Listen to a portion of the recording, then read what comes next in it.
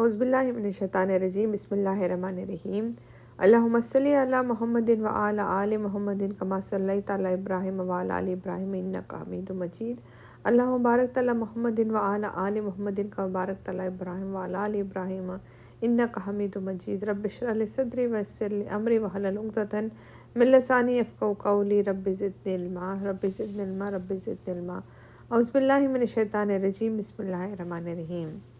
آج انشاءاللہ ہم لوگ جو ہے سورہ کہف جو ہے سورہ نمبر 18 جو ہے سورہ کہف اس کی سمری دیکھتے ہیں۔ الحمدللہ ہم لوگ نے سورہ کہف میں جو سٹوریز تھے ہم نے کور اپ کر دیا تھا۔ جیسے سٹوری جو تھی ایک تھا ایمان کی آزمائش تھی، دوسرے تھی دولت کی آزمائش تھی، تیسرا تھا نالج کی آزمائش، اینڈ چوتھی جو سٹوری تھی وہ ہے پاور اتھارٹی کی آزمائش تھی۔ یعنی یہ 4 ٹیسٹ تھے۔ فرسٹ سٹوری جو تھی جو غار میں جو لوگ تھے ان کی تھی۔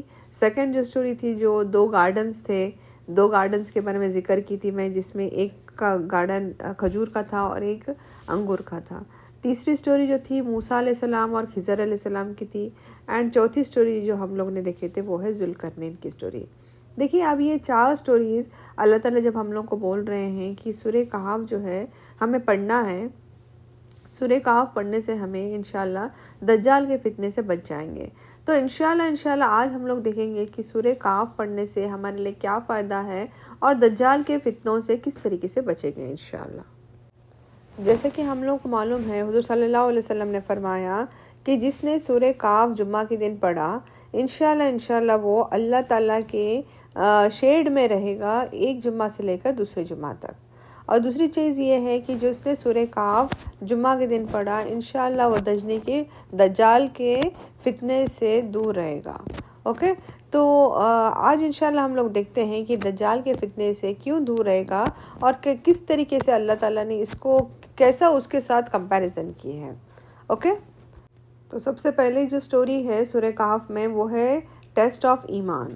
اوکے، دجال جب آئے گا، ایمان یعنی کیا ہے؟ ایمان کی ہماری آزمائش ہوگی۔ تو دجال کا سب سے بڑا فتنہ ہے۔ دجال کا فتنہ جو ہے وہ حضور صلی اللہ علیہ وسلم نے فرمایا کہ آدم علیہ السلام سے لے کے حضور صلی اللہ علیہ وسلم تک جتنے بھی فتنے آئے اس میں سے سب سے بڑا فتنہ جو رہے گا وہ ہے دجال کا فتنہ، اور ہر نبی نے دجال کے فتنے کے بارے میں ڈرایا۔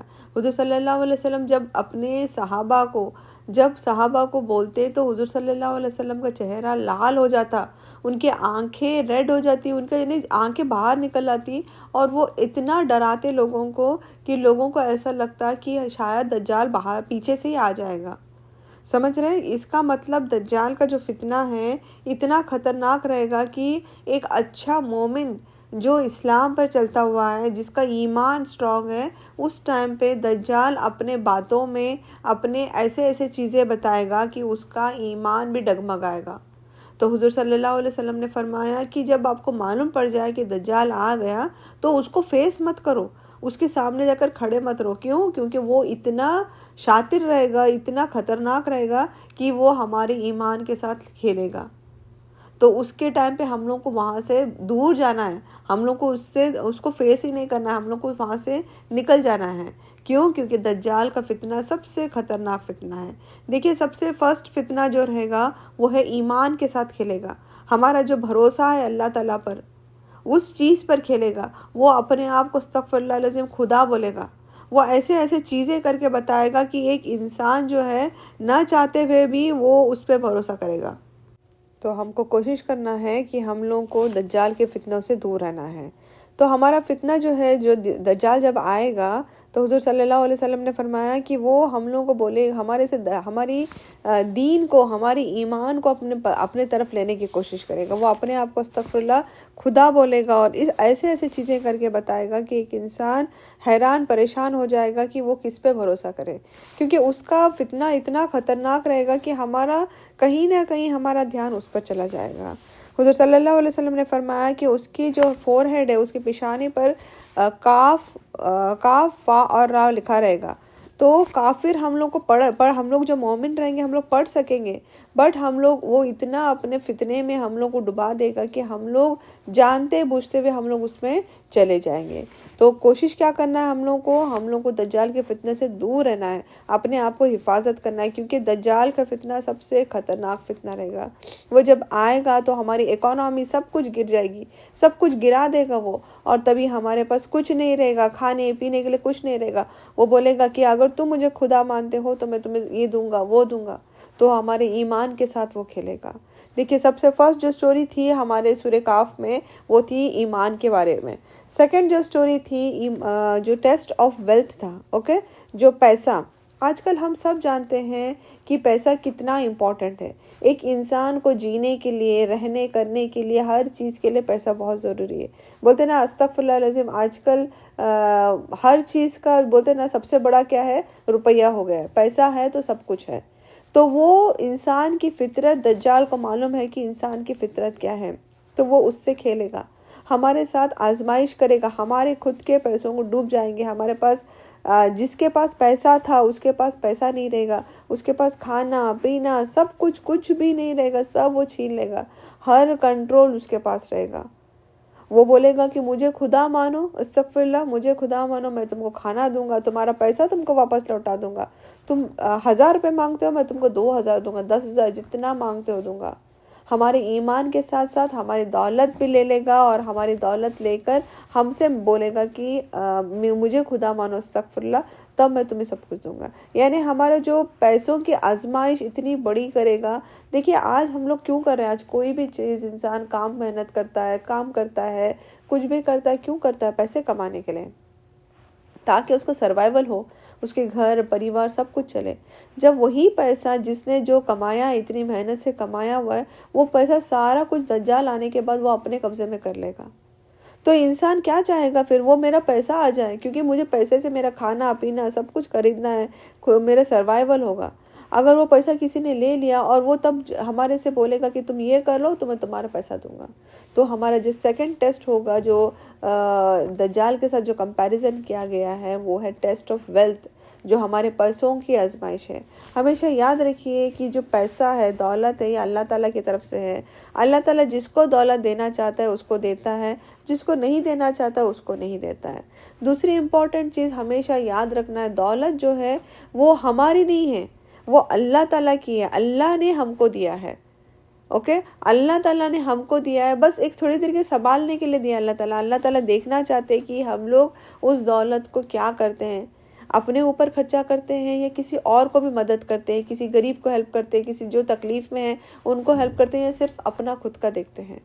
تو یہ جو پیسہ ہے، یہ جو دولت ہے، یہ اللہ تعالیٰ کی طرف سے ایک آزمائش ہے، اور اللہ تعالیٰ اس کی پوچھ لینے والا ہے ہم لوگ کو۔ مرنے کے بعد میں ہم لوگ کو اس کا حساب کتاب دینا ہوگا کہ ہم نے اس پیسے کا کس طریقے سے استعمال کیا ہے۔ تو الحمدللہ جب تک صحت ہے، طاقت ہے، تندرستی ہے، جب تک مال ہے، تو اس کو آخرت کے لیے لگاؤ، دنیا کے لیے بھی خرچہ کرو، آخرت کے لیے بھی خرچہ کرو۔ جو چیز آخرت کے لیے خرچہ کی گئی ہے وہ آخرت تک رہ جائے گی، وہی چیز ہمارے لیے کام آنے والی ہے۔ سوچئے اگر وہی دجال کا فتنہ اس ٹائم پہ ہمارے پاس دولت رہنے کے باوجود اگر دجال کا فتنہ آتا ہے اور دجال ہمارے سب کچھ چھین لیتا ہے، نہ تب ہم لوگ ہماری آخرت سنوار سکیں گے، نہ دنیا سنوار سکیں گے۔ جب تک موقع ہے تب تک ہم لوگ ہماری آخرت کو بھی سنوار سکتے ہیں اور دنیا کو بھی سنوار سکتے ہیں۔ تو یہ سیکنڈ جو تھا ٹیسٹ آف ویلتھ تھا۔ اب تھرڈ جو آیا ہے وہ test of knowledge. Test of knowledge جو ہم لوگ نے سٹوری دیکھے تھے موسیٰ علیہ السلام اور خضر علیہ السلام کی، جب دجال آئے گا تو وہ سب کچھ، ہر ایک رانگ چیز کو رائٹ بتائے گا، ہر ایک صحیح چیز کو غلط بتائے گا، غلط چیز کو صحیح بتائے گا، وہ جنت کو جہنم بتائے گا، جہنم کو جنت بتائے گا۔